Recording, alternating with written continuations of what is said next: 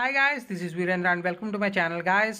Epson L220 ప్రింటర్లో ink pad error వచ్చినప్పుడు మీకు ఇలా లైట్స్ అనేవి బ్లింక్ అవుతూ ఉంటాయి. సో ఇలా బ్లింక్ అయినప్పుడు మనం ఎలాగో ఆన్లైన్లో రీసెట్ అయితే చేస్తాం. సో ఆన్లైన్ రీసెట్ కొంత అమౌంట్ అయితే తీసుకొని ఈ లైట్స్ బ్లింకింగ్ సాఫ్ట్వేర్ పరంగా సాల్వ్ చేస్తాం. కానీ హార్డ్వేర్ పరంగా మీరు చేసుకోవాల్సింది ఏంటంటే, మీకు ఇలా ప్రింటర్ కింద నుంచి ఇంక్ అనేది కారిపోతూ ఉంటుంది.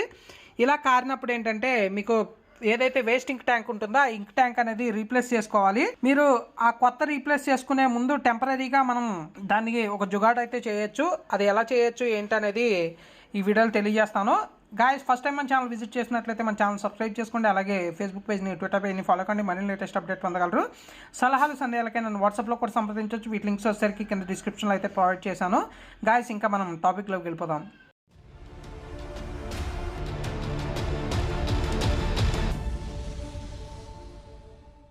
గాయస్, ప్రింటర్ వచ్చేసరికి బాటంలో మనకి వేస్టింగ్ ట్యాంక్ అనేది ఉంటుంది.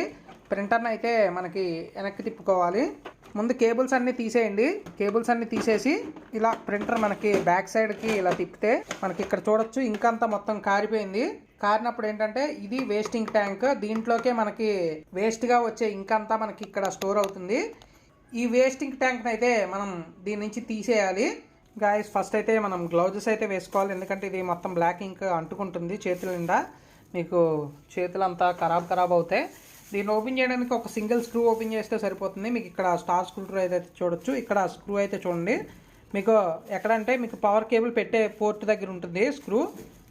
ఆ స్క్రూని అయితే మనం రిమూవ్ చేసుకోవాలి ఫస్ట్. ఈ స్క్రూని ఓపెన్ చేస్తే మనకి ఈ వేస్టింగ్ ట్యాంక్ ట్రే అనేది వచ్చేస్తుంది బయటికి. ఒకటే స్క్రూ ఉంటుంది. అలాగే మీకు ఇక్కడ లాక్ సెట్ ఉంది కదా, దీన్ని జస్ట్ ఇలా పుష్ చేస్తే మీకు ఇది మొత్తం వేస్టింగ్ ట్యాంక్ అనేది బయటకు వస్తుంది. ఇది వేస్టింగ్ ట్యాంక్. మీకు దీంట్లో ప్యాడ్స్ అయితే ఉంటాయి చూడొచ్చు. ఈ ప్యాడ్స్లోనే మనకి ఇంక్ అనేది స్టోర్ అయి ఉంటుంది అనమాట. మీకు ఇది ఎంత వెట్గా ఉందో చూసారా. సో ఈ ప్యాడ్స్ని అయితే రిమూవ్ చేసుకోవాలి.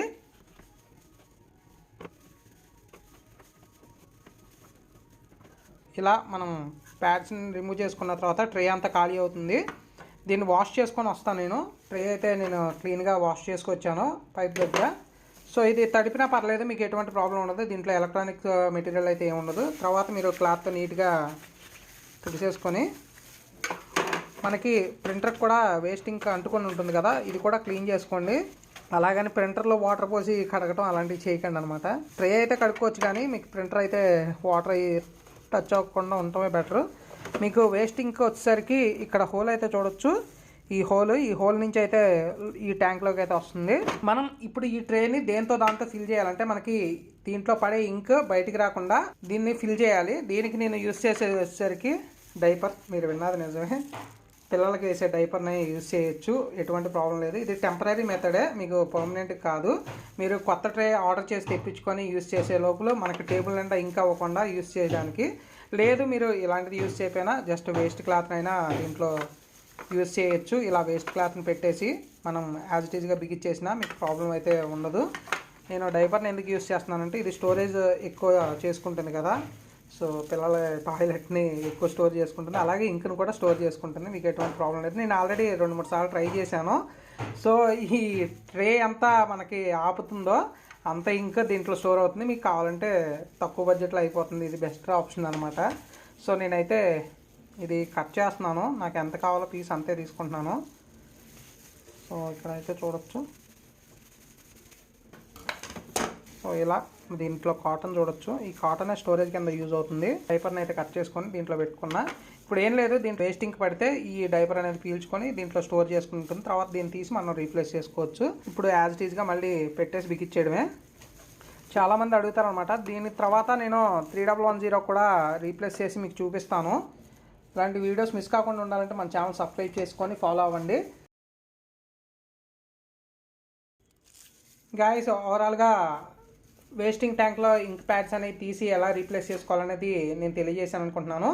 లేదు మీరు ఈ టెక్నిక్ కాదు, మీరు ఖచ్చితంగా కొత్తదే రీప్లేస్ చేసుకోవాలనుకుంటే కనుక ఈ మొత్తం ఈ ప్లాస్టిక్ ట్రేతో సహా ప్యాడ్స్తో కలిపి సెట్ అయితే వస్తుంది.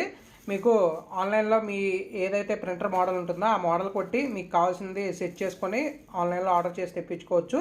ఒకసారి మీరు ట్రే అనేది ఓపెన్ చేసి చూసుకోండి. సేమ్ యాజ్ ఇట్ ఈజ్ ఇలా ఉంటేనే మీరు తెప్పించుకోండి. ఇంకా ఇలా వేస్టింగ్ ట్యాంక్లో ఇంక్ ఫిల్ అవ్వడం వల్ల ప్రాబ్లం ఏంటంటే ఇంక్ ప్యాడ్ ఎర్రర్ వస్తుంది. ఇంక్ ప్యాడ్ ఎర్రర్ ఎలా సాల్వ్ చేసుకోవాలనేది ఆల్రెడీ మన ఛానల్లో వీడియోస్ అయితే ఉన్నాయి. ఆ వీడియోస్ అయితే లింక్ డిస్క్రిప్షన్లో అయితే ప్రొవైడ్ చేస్తాను. మీరు అక్కడ నుంచి చూసి మాతో ఆన్లైన్ సర్వీస్ అయితే చేయించుకొని ఆ ప్రాబ్లమ్ అయితే సాల్వ్ చేసుకోవచ్చు. మన వేస్టింగ్ ట్యాంక్ లోంచి తీసిన ప్యాడ్స్ అనేవి క్లీన్ చేసి పెట్టచ్చా అని అడుగుతున్నారు చాలా మంది. సో పెట్టచ్చు, కానీ చాలా టైం అయితే పడుతుంది. మీకు దానికన్నా డైపర్ బెటర్. మీకు వాష్ చేయడానికి కూడా చాలా నీళ్ళు అయితే వేస్ట్ అవుతాయి. మీకు ఇక్కడ చూడొచ్చు, నేనైతే వాటర్ వదిలితే ఎంత ఇంక్ వస్తుందో చూసారా. సో ఇలాగ మీరు ఒక 10 బకెట్లన్నా నీళ్ళు వేస్ట్ చేస్తే గానీ ఈ ప్యాడ్స్ అనేవి క్లీన్ అవ్వవు. దీనికన్నా కొత్తది ఆర్డర్ చేసి తెప్పించుకోవడం చాలా ఉత్తమం.